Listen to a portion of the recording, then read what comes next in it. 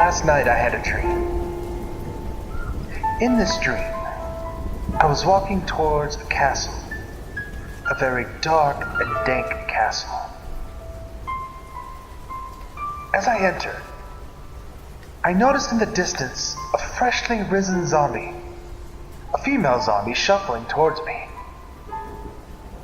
I tried to get away, but for some reason, my feet were firmly planted to the floor and they would not move. The zombie started to get much closer as she spouted out the cliche zombie phrase that we all know and love. Brain! She suddenly stopped. Oh yes, I was frightened. Frightened greatly for my life.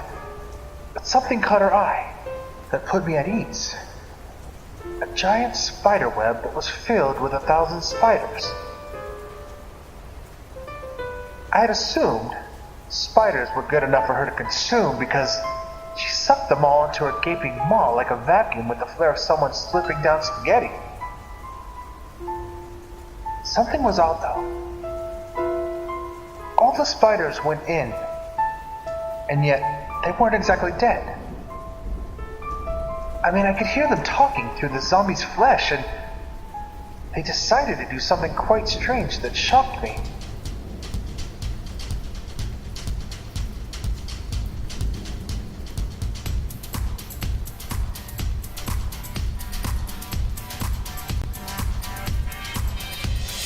I don't know where the equipment came from, but a rave had kicked off inside of her.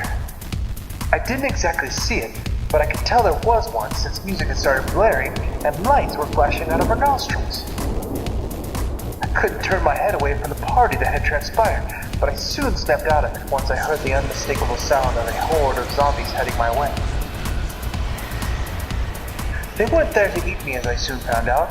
The one I had assumed was a leader beckoned me to follow them upstairs.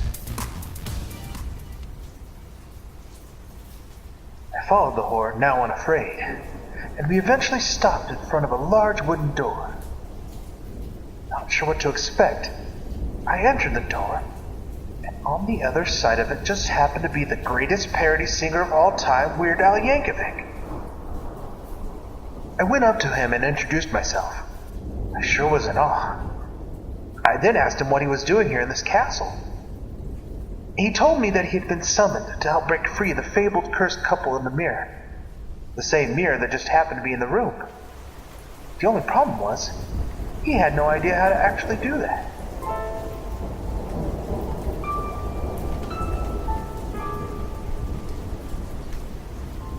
An idea came to me. I asked Al, have you tried talking to them and see who they just might be? Thought never occurred to him. So we both went up to the mirror and asked the couple who they were and if there was anything they could tell us that could help us find a way to break the curse.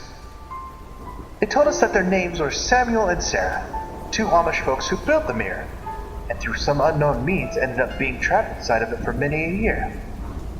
Al's ears perked up. Without hesitation, he started singing one of his songs.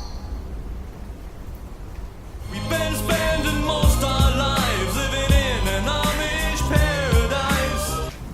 After he sang Amish Paradise, the room started to rumble and shake.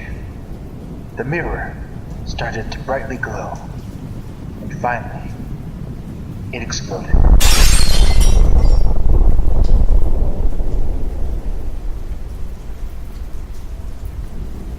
After the smoke cleared, Samuel and Sarah were free.